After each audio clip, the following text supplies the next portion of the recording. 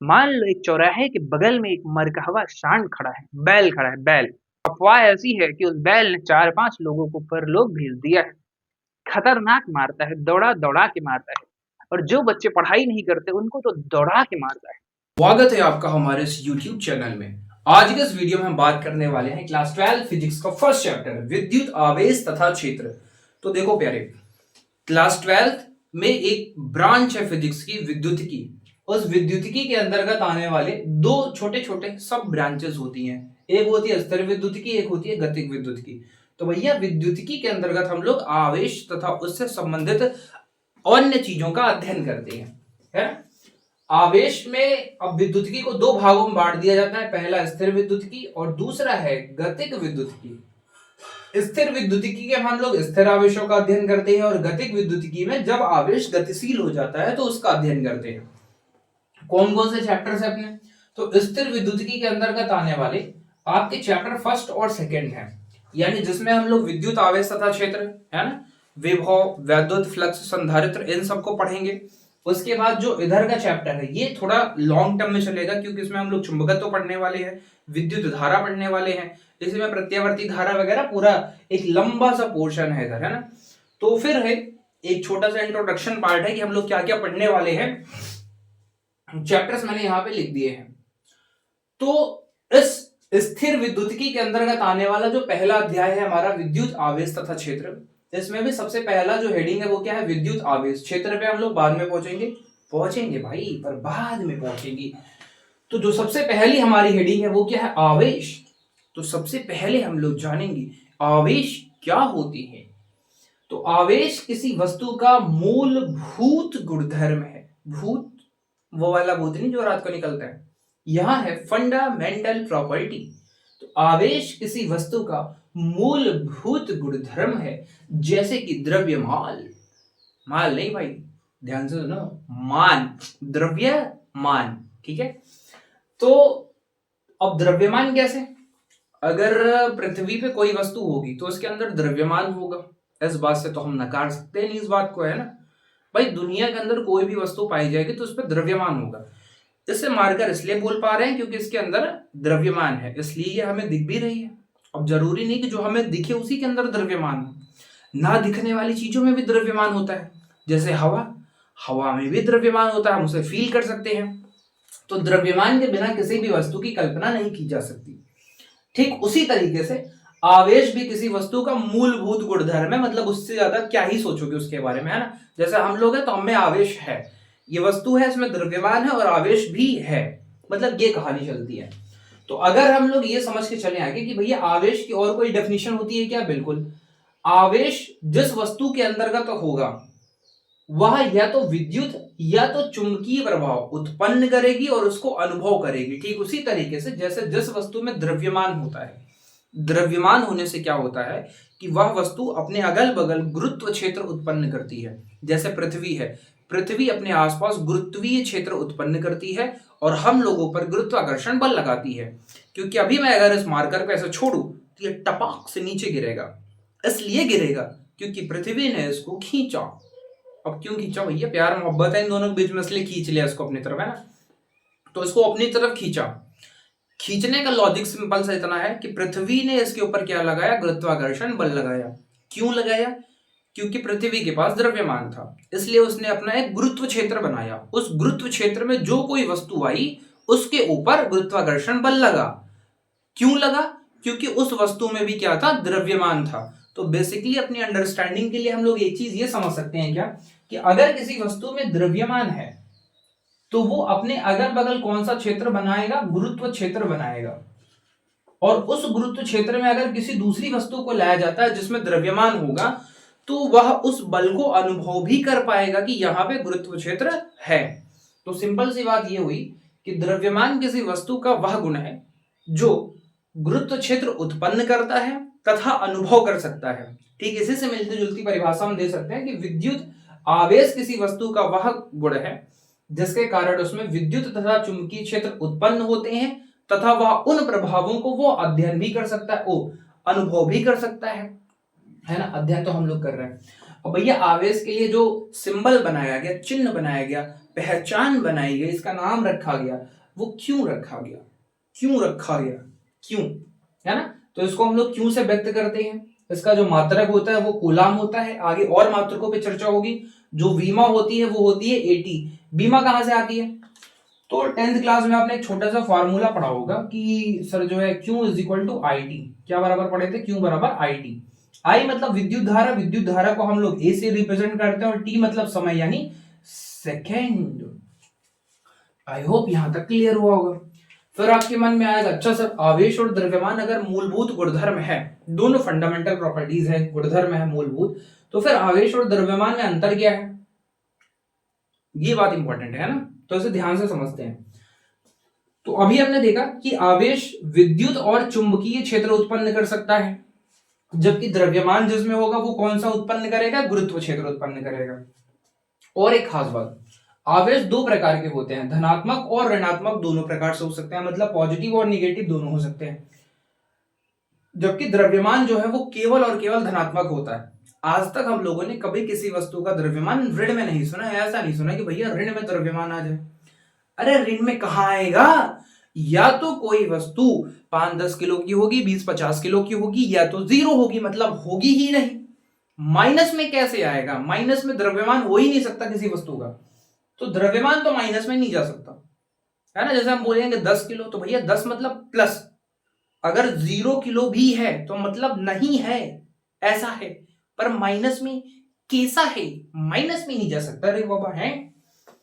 तो और अगर गुणों की बात करते हैं, तो जो आवेश है वो इलेक्ट्रॉन प्रोटॉन के कारण होता है। आगे चर्चा करने वाले हम लोग कि आवेश किसी वस्तु पे इलेक्ट्रॉन और प्रोटॉन के कारण होता है, जबकि जो द्रव्यमान है वो इलेक्ट्रॉन, प्रोटॉन तथा न्यूट्रॉन तीनों के कारण होता है। ऐसा कैसे संभव है, देखो जरा ध्यान से सुनो। हमने परमाणु के बारे में पढ़ा होगा, तो परमाणु में होता है प्रोटॉन और न्यूट्रॉन, और बाहर बाहर जो कक्षक होती है उसमें इलेक्ट्रॉन चचा लगाते हैं चक्कर। कौन चक्कर लगाता है, इलेक्ट्रॉन। तो जो आवेशित होने का गुण है वो प्रोटॉन की वजह से और इलेक्ट्रॉन की वजह से होता है, जबकि इस परमाणु का जो पूरा भार है, द्रव्यमान है, वो किससे निकल के आता है, तो वो तीनों के द्रव्यमान के योग के बराबर होता है।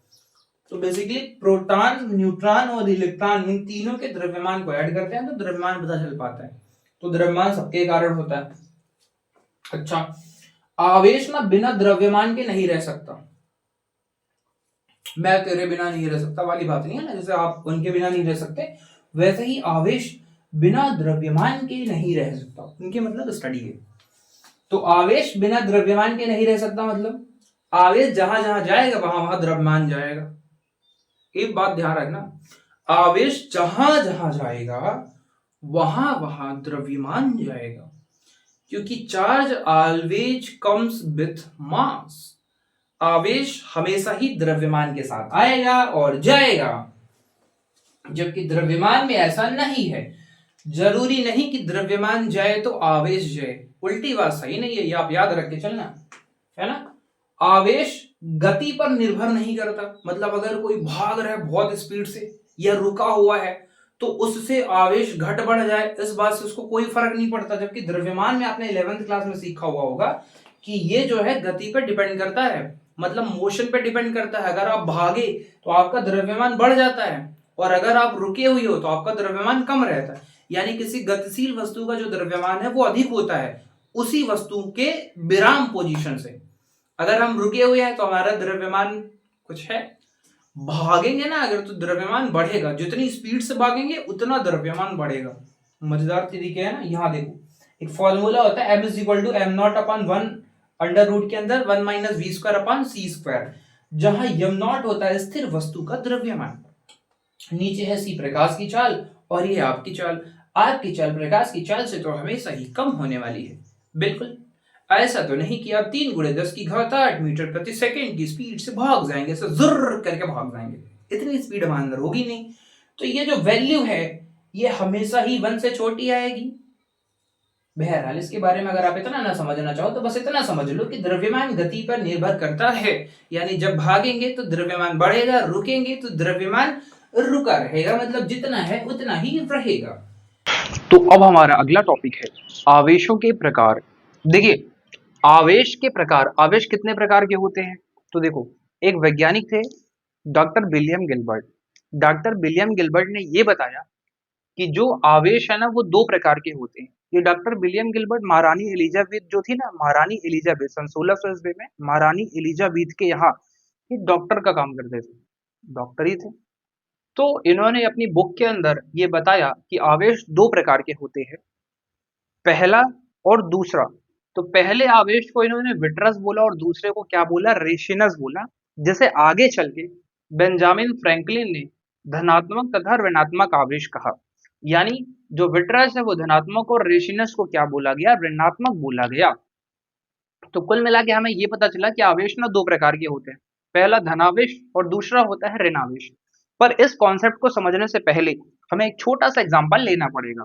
देखिए, जैसे मैं एक परमाणु का एग्जांपल ले रहा हूँ यहाँ पे, सोडियम। हमें पता है सोडियम का जो परमाणु क्रमांक होता है वो कितना होता है, 11। और इसका इलेक्ट्रॉनिक विन्यास तो के, एल और एम इन कक्षा की आप 9th क्लास में भी सीखे होगे, नहीं सीखे होगे तो यहाँ पे मैं सिखाएगा, तेरा भाई है ना, सब कुछ सिखाएगा। ध्यान से सुनो, 11 है परमाणु क्रमांक, इनको आप परमाणु क्रमांक ना समझ करके रसगुल्ले समझ लो। ये 11 रसगुल्ले इन 3 लोगों में बांट देने हैं। कुछ इस तरीके से बांटना है कि पहला वाला है 2 खाता है, दूसरा वाला 8 और तीसरा वाला 18 खाता है।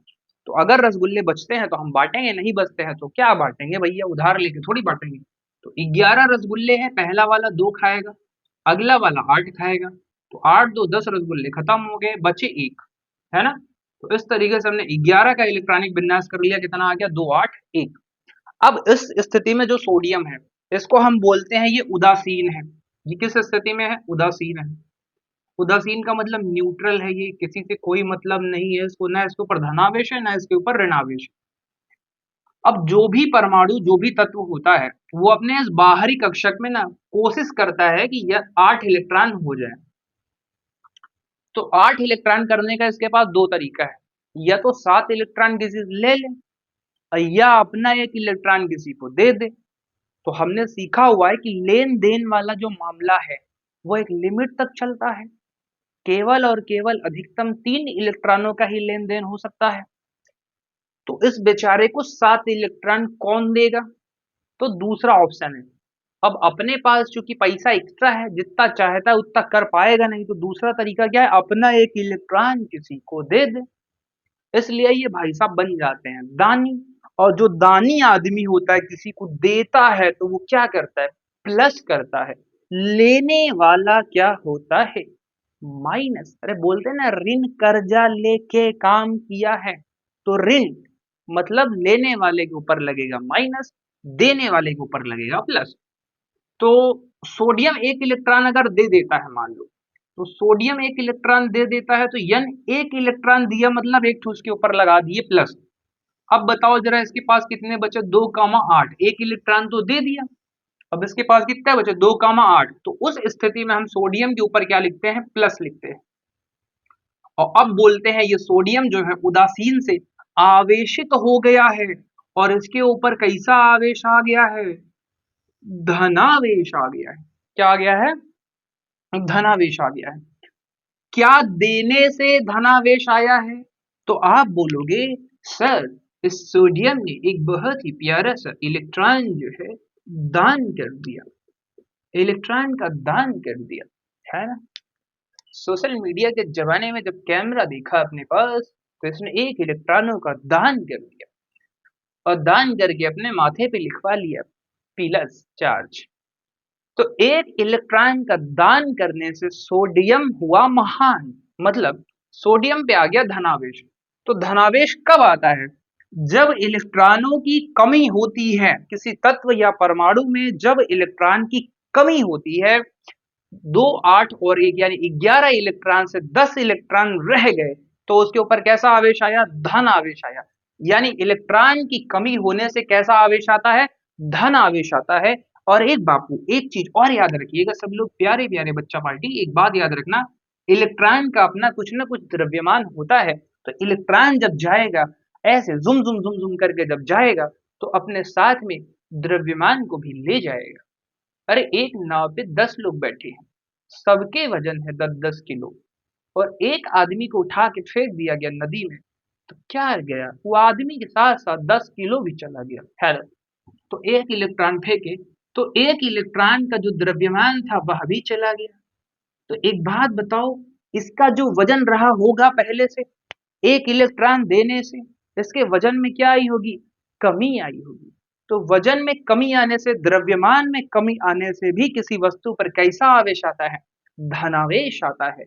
समझ गए सर कि अगर इलेक्ट्रॉनों की कमी हो रही है तो हम आवेश की परिभाषा क्या लिख सकते हैं, यदि किसी परमाणु में इलेक्ट्रॉन की कमी होती है तो उस पर कैसा आवेश होता है, तो उस पे उपस्थित आवेश को हम धनावेश कहते हैं। ऐसा कब होता है, तो प्रैक्टिकल किया गया, कि एग्जाम्पल देखा गया कि कांच की छड़ को रेशम से रगड़ दो, है ना, कांच की छड़ को रेशम से रगड़ दो, तो कांच की छड़ ले ली, रेशम ले लिया, दोनों को इसे झुम झुम झुम झुम झुम झुम झुम झुम झुम झुम झुम झुम रगड़ा, तो रगड़ने से इस कांच की छड़ के इलेक्ट्रॉन छटक के रेशम पे चले गए। इसके इलेक्ट्रॉन छटक के कहाँ चले गए, रेशम पे चले गए। तो इसके जो इलेक्ट्रॉन थे वो कम हो गए, और जब कम हो गए इलेक्ट्रॉन तो इलेक्ट्रॉनों में हो गई कमी, और कांच की छड़ के ऊपर इलेक्ट्रॉन कम हो जाने की वजह से उसके ऊपर कैसा आवेश आ गया, धनावेश आ गया। अच्छा, तो इसके इलेक्ट्रॉन इस पे चले गए, तो इस पे इलेक्ट्रॉन बढ़ गए होंगे। सिंपल सी बात है, अगर इस पे कमी हुई तो इस पे क्या हो गए होंगे, बढ़ गए होंगे। अब इस पे इलेक्ट्रॉन बढ़ गए, मतलब रेशम पे कैसा आवेश आया होगा फिर, तो आप बोलोगे रेशम के ऊपर आया होगा ऋण आवेश, क्योंकि यहाँ पे इलेक्ट्रॉन लोग जो है वो बढ़ गए हैं, है ना। तो ये कुछ कहानी होती है धनावेश की। तो ऋणावेश क्या है भैया, ऋणावेश मतलब इलेक्ट्रॉनों की अधिकता हो जाए। अच्छा, एक और परमाणु का एग्जांपल लेते हैं हम लोग, 17 17 है क्लोरीन। तो रसगुल्ले बांटो मेरी भाई है, पहले को दो 8 और कितने बचे 7, खिला दो, इसका 18 खाने तक का पेट भरेगा, 18 है ही नहीं अपने पास कि उसका पेट भर सके। तो 8 2 10 और 7 में आता है 17, रसगुल्ले बट चुके हैं। अब क्या है भैया, ये चाह रहा है कि हमरे भी लास्ट वाले कक्षक में कितना इलेक्ट्रॉन हो जाए, 8 इलेक्ट्रॉन हो जाए। इस दुनिया में ये खोजने के लिए निकला है कोई दानी आदमी जो इस गरीब का झोला भर सके। तो सोडियम बैठा हुआ था, इसने कहा देख भाई पहले तू अपना 7 इलेक्ट्रॉन हमको दे दे। इसने कहा अरे 7 नहीं दे सकते भैया, हम खुद चाह रहे हैं कि 8 होने के लिए एक इलेक्ट्रॉन कहीं से कौनो व्यवस्था हो जाए। तो इसने संविधान पढ़ लिया कि लेन देन 3 से ज्यादा नहीं हो पाएगा, भला इसी में है कि एक इलेक्ट्रॉन किसी को दे दिया जाए। तो अपना एक इलेक्ट्रॉन जब वो इसको दे देगा तो ये तो झोला फैलाए बैठा ही है कि ला भाई ला, एक इलेक्ट्रॉन ला। तो एक इलेक्ट्रॉन जब ये पा जाएगा तो आप बोलोगे क्लोरीन ऋण ले रहा है, कर्जा ले रहा है इस सोडियम से। तो जब कर्जा ले रहा है, एक इलेक्ट्रॉन बढ़ जाएगा, 2 8 और इस 7 के बदले 8 हो जाएगा, तो ये मुस्कुरा के नाचेगा, क्योंकि अपने लास्ट सेल में कितने इलेक्ट्रॉन हो गए, 8 इलेक्ट्रॉन हो गए। मुबारक हो, 8 इलेक्ट्रॉन हो गए। पर इस 8 इलेक्ट्रॉन करने के चक्कर में इसके ऊपर आ गया है ऋण, ऋण आवेश। तो आप एक बात बताओ, जरा ध्यान से सोचो, लॉजिक के हिसाब से सोचो सारे, कि पहले तो इसके पास 17 इलेक्ट्रॉन थे, है ना भाई, 17। परमाणु क्रमांक को ही प्रोटॉन बोलते हैं, उसी को इलेक्ट्रॉन बोलते हैं, ये तो आप जानते ही होंगे। तो पहले 17 थे, एक किसी से ले लिया तो अब हो गया 18, 8 2 10 8 18, 17 से 18 हो गए, मतलब इलेक्ट्रॉन बढ़ गए। इलेक्ट्रॉन की वृद्धि होने से कैसा आवेश आया है, ऋण आवेश आया है। तो हम ये कह सकते हैं कि इलेक्ट्रॉनों की वृद्धि से कैसा आवेश आता है, ऋण आवेश आता है। अच्छा, इलेक्ट्रॉन की वृद्धि का मतलब क्या हुआ, इलेक्ट्रॉन की वृद्धि का मतलब द्रव्यमान की वृद्धि, द्रव्यमान, मान नहीं मान की वृद्धि, है ना। मान सुन के तुम लोगों के चेहरे पे अलग ही मुस्कुराहटें आ जाती है, पर यहाँ देखो ध्यान से, तो सब जीवन टेम्परेरी है, इसकी जरूरत पड़ती है, ये वाला इंपॉर्टेंट है। यहाँ देखो, तो जो है हमने ये सोचा समझा जाना कि अगर इलेक्ट्रॉन किसी के ऊपर बढ़ जाते हैं या द्रव्यमान बढ़ जाता है इलेक्ट्रॉन के जाने से, तो उस पे कैसा आवेश आता है, ऋण आवेश। तो लिख दिया गया भैया ऋण आवेश, इलेक्ट्रॉन की अधिकता से किसी वस्तु के ऊपर कैसा आवेश होता है, ऋण आवेश होता है। या किसी वस्तु पे इलेक्ट्रॉन की अधिकता होने से उस पर उपस्थित आवेश को हम क्या बोलते हैं? ऋण आवेश बोलते हैं। एबोनाइट की छड़ को जब फर से रगड़ा गया तो एबोनाइट की छड़ के ऊपर इलेक्ट्रॉनों की अधिकता हो गई, मतलब इस बार फर से छटक के इलेक्ट्रॉन एबोनाइट की छड़ पे चले गए और एबोनाइट की छड़ पे इलेक्ट्रॉन बढ़ गए। इलेक्ट्रॉन के बढ़ने से उस पर ऋण आवेश आ गया। उम्मीद है यहाँ तक आपको एकदम बढ़िया से क्लियर हो गया होगा, मक्खन हो गया होगा। अगर मक्खन हुआ है तो कमेंट में लिखिएगा जरूर, है ना। अब आप इतने का स्क्रीनशॉट ले लो और सारे के सारे नोट्स मैं आपको हालांकि प्रोवाइड कर दूंगा, बगल में यहीं पे लगा देंगे हम, आप छाप लीजिएगा। अब आते हैं हम लोग अपने अगले टॉपिक पे कि इलेक्ट्रॉनों की जो व्याख्या है वो हमेशा जो है इलेक्ट्रॉन, जो आवेश की व्याख्या है वो इलेक्ट्रॉन के आधार पे दी जाती है, प्रोटॉन के आधार पे नहीं दी जाती है। तो उसका कारण भी है, आप ध्यान से समझना। अभी तक हम लोगों ने जो पढ़ा, हमने ये देखा कि इलेक्ट्रॉन गया, इलेक्ट्रॉन आया, इलेक्ट्रॉन के जाने से, इलेक्ट्रॉन के आने से किसी वस्तु पे क्या आ जाता है? आवेश आ जाता है। यानी कुल मिला के हम ये कह सकते हैं कि अगर कोई उदासीन वस्तु है और वो आवेशित होना चाह रही है तो या तो उसको इलेक्ट्रॉन देना पड़ेगा या इलेक्ट्रॉन लेना पड़ेगा। सिंपल सी बात है, तेरे आने से तेरे जाने से खुशी मिलती है, दोनों से। इलेक्ट्रॉन आए या जाए, दोनों ही स्थितियों में वस्तु के ऊपर कैसा आता है? आवेश आता है। अगर इलेक्ट्रॉन गया तो धनावेश, आया तो ऋणावेश। एकदम सिंपल है, यहाँ से एकदम क्लियर है ना सभी को। तो सर इलेक्ट्रॉन इलेक्ट्रॉन आप कर रहे हैं, प्रोटॉनवा भी अगर जाएगा तो प्रोटॉनवा के जाने से और आने से भी तो आवेशवा आएगा। तो आप इधर देखिए, अब हम आपको बताते हैं कि प्रोटॉन जाएगा कि नहीं जाएगा। और जाएगा तो काहे नहीं जाएगा, काहे नहीं जाएगा, और जो आवेश की चर्चा होती है वो इलेक्ट्रॉन के आधार पे ही क्यों होती है। तो एक हेडिंग लगाएंगे सारे बच्चे, आवेश का इलेक्ट्रॉनिक सिद्धांत। आवेश का इलेक्ट्रॉनिक सिद्धांत, है ना।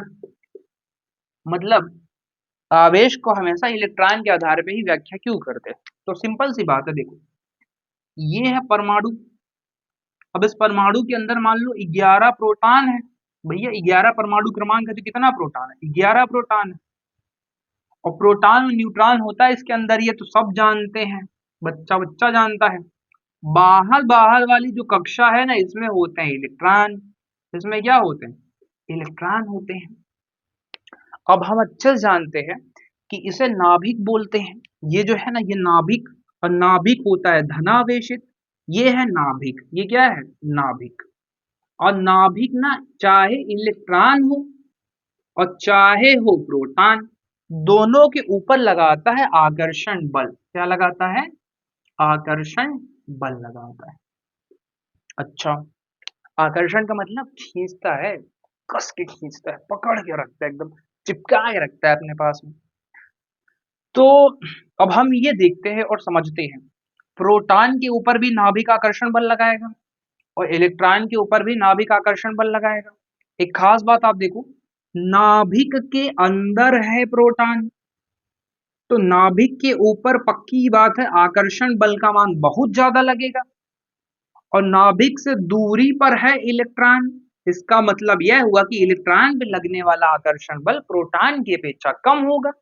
यानी जो नाभिक चचा होंगे वो प्रोटॉन को तो कस के पकड़े होंगे और इलेक्ट्रॉन को ऐसे हल्के हाथों से पकड़े होंगे।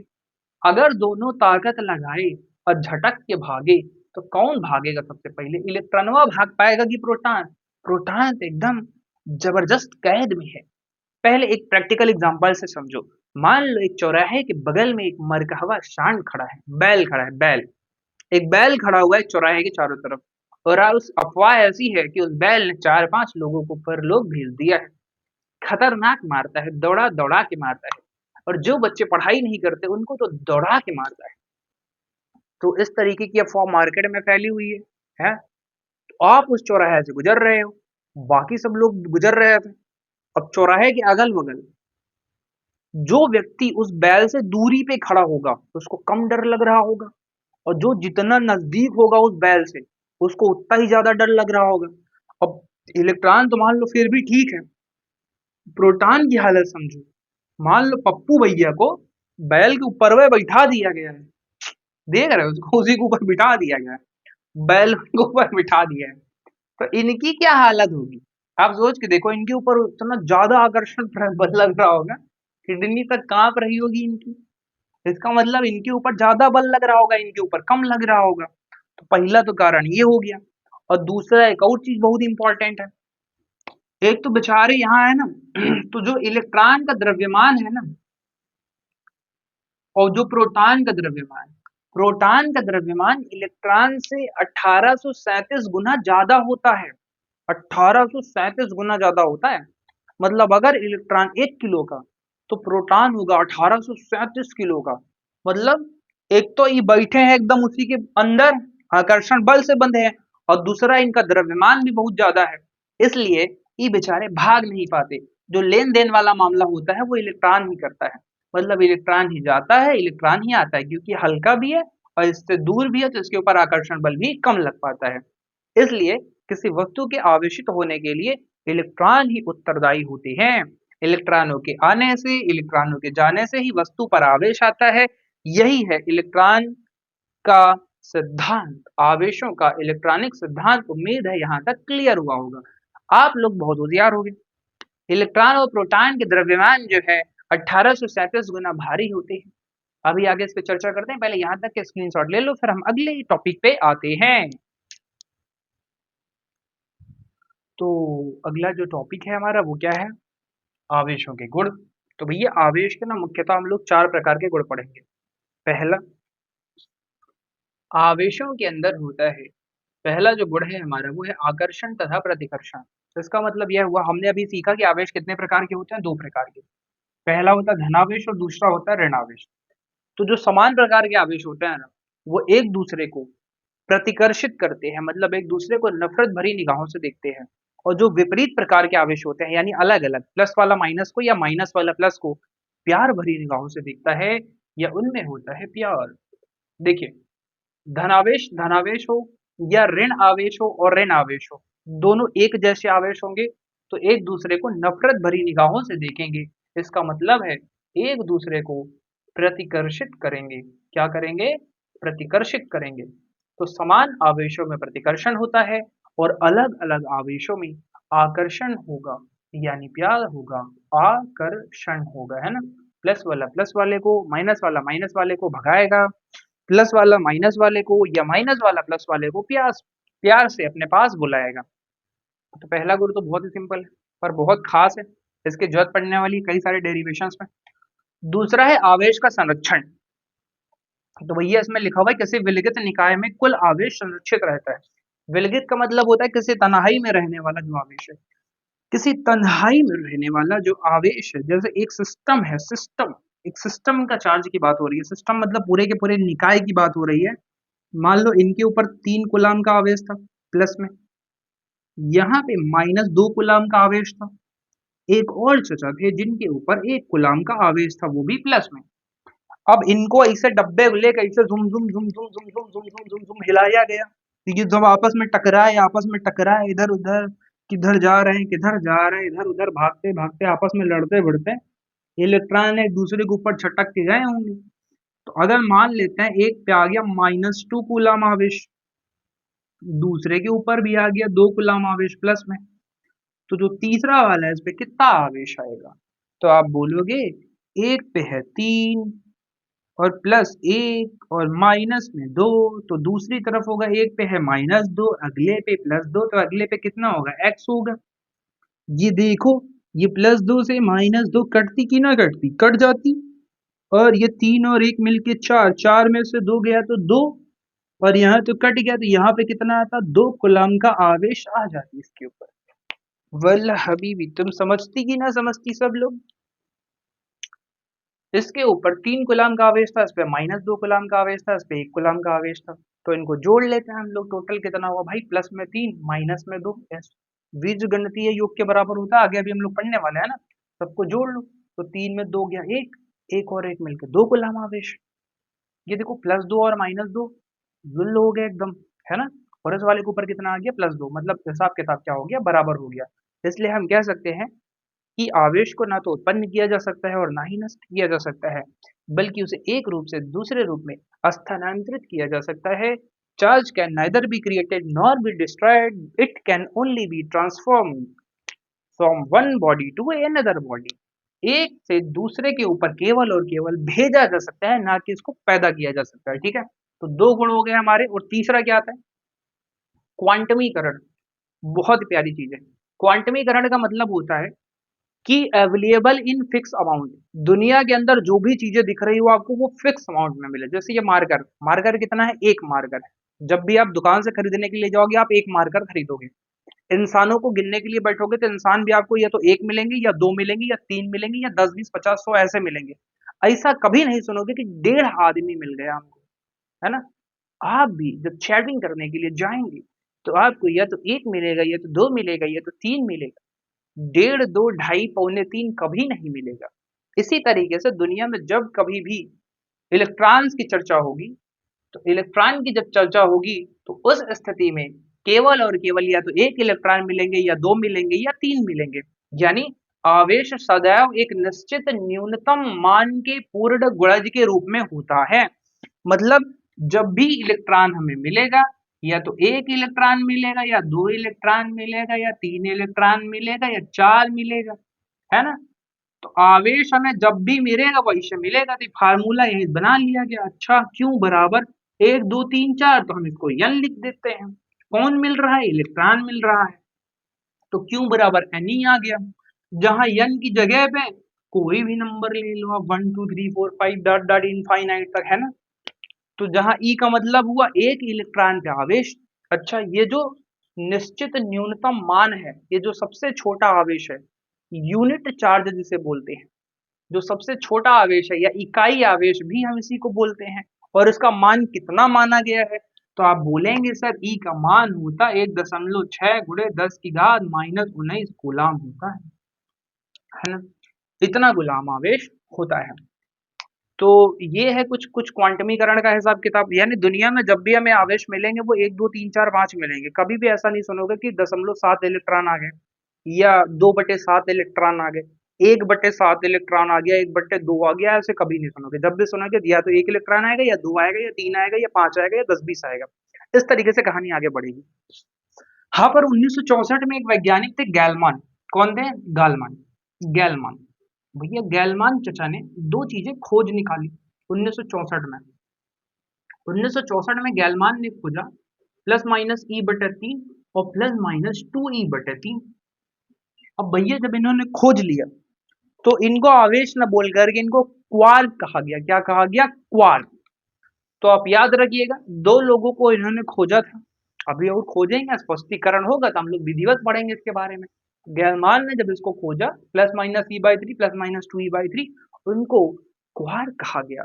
यानी क्वार्क पे कितना आवेश होता है? तो आप बोलेंगे प्लस माइनस E/3 या प्लस माइनस 2E/3। बाकी दुनिया में और कौनो ऐसा नहीं मिलेगा जिसके ऊपर ऐसे भिन्नात्मक रूप में आवेश आपको दिखाई दे जाए। अब जो चौथा गुण है हमारा, वो है आवेशों की योज्यता। मतलब एक्टिविटी या चार्जों को हम जोड़ते कैसे हैं? तो देखो, किसी निकाय पर कुल आवेश विभिन्न अवयवी कणों पर उपस्थित भिन्न भिन्न आवेशों के बीजगणितीय योग के बराबर होता है। मतलब किसी निकाय का जो कुल आवेश है, जैसे ही निकाय है, अब निकाय के अंदर तीन आवेश है, एक तो +3 है, एक तो +1 है, एक तो -2 है। अब कहा जाए कि निकाय का पूरे सिस्टम पे कितना आवेश है, तो आप कहोगे सिस्टम का आवेश पता करने के लिए, सिस्टम का आवेश पता करने के लिए जो कुल आवेश है, वो जो अलग अलग कणों पर आवेश है, अलग अलग कणों पे आवेश है, उनका बीज गणितीय योग कर दो। बीज गणितीय योग का मतलब होता है चिन्ह सहित जोड़ दो। तो आप कहोगे प्लस में 3, माइनस में 2 और प्लस में 1। तो 3 और 1 मिलके 4 में से गवा 2 बराबर में कितना आएगा? 2। तो एक तो फार्मूला बना लेंगे भैया। जो आवेश है, अगर हमें जोड़ना है तो कैसे जोड़ेंगे? Q1 plus Q2 plus Q3 ऐसे जोड़ते चले जाएंगे, डॉट डॉट डॉट Qn तक जाएंगे, है ना? मान लो ये बोर्ड है, बोर्ड है एक तो सिस्टम। इस सिस्टम पे अगर 5 इलेक्ट्रॉन हुआ तो 5 का जोड़ लेंगे, 10 हुआ तो 10 का जोड़ लेंगे, 50 हुए 50 का जोड़ लेंगे, 100 हुआ तो 100 जोड़ लेंगे, ऐसे ढेर सारे जोड़ लेंगे। और हमें पूरे पूरे सिस्टम का चार्ज पता चल जाएगा, है ना। यहाँ तक का स्क्रीनशॉट ले लो, फिर हम अगली कहानी चलते हैं। तो अब एक तो छोटा टॉपिक बचा है, वो देख लेते हैं हम लोग। कभी कभी पूछ लेता है कि आवेश का मात्रक वह का होगा। तो देखो भैया, एसआई मात्रक होता है कूलाम, एमकेएस पद्धति में मात्रक होता है एम्पियर इंटू सेकेंड, और सीजीएस पद्धति में मात्रक होता है स्ट्रेट कूलाम। ईएसयू से भी इसे हम दिखाते हैं, है ना। एक कूलाम में कितने ईएसयू होते हैं? तो आप बोलो 3 × 10⁹ ईएसयू होता है। विद्युत चुंबकीय मात्रक क्या है? तो ईएमयू है। ईएमयू इलेक्ट्रोमैग्नेटिक यूनिट, है ना। ये जो विद्युत चुम्बकीय मात्रक है, तो एक ईएमयू का मान कितना होता है? तो 3 × 10⁻10 ईएसयू। अब देखो, इस वाले मान में और इस वाले मान में केवल 10 का अंतर है, यानी एक कूलाम बराबर, एक ईएमयू बराबर कितना कूलाम होगा? तो आप बोलोगे 10 कूलाम होगा, क्योंकि 3 × 10⁹ का मान तो यहाँ से आ जाएगा ईएसयू में, और 10 बच जाएगा, 10 यहाँ लिख दोगे, वो 10 कूलाम के बराबर हो जाएगा। सबसे बड़ा मात्रक अगर आवेश का पूछे तो आप बोलोगे फैराड, सबसे छोटा मात्रक पूछे तो आप बोलोगे फ्रैंकलिन। और जो आवेश का सबसे बड़ा मात्रक है फैराड, तो एक फैराड बराबर होता है 96,500 कूलाम, 96,500 कूलाम। कुछ एडिशनल चीजें हैं जो आप याद कर लो। एक माइक्रो कूलाम बराबर 10⁻⁻6 कूलाम, एक नैनो कूलाम बराबर 10⁻⁻9 कूलाम, और एक पीको बराबर 10⁻12 कूलाम, है ना। तो यहाँ तक की कहानी हम लोग अपनी कंप्लीट करते हैं। इसके अगला हम लोग अगले वीडियो में देखेंगे। तब तक आप इसका स्क्रीनशॉट ले लीजिए, और वीडियो में अगर मजा आया हो, अच्छा लगा हो, तो आओ बच्चों को जोड़िए, सब्सक्राइब कीजिए चैनल को, और उन बच्चों को जोड़िए जो क्लास 12 फिजिक्स पढ़ने के इच्छुक हैं, ठीक है।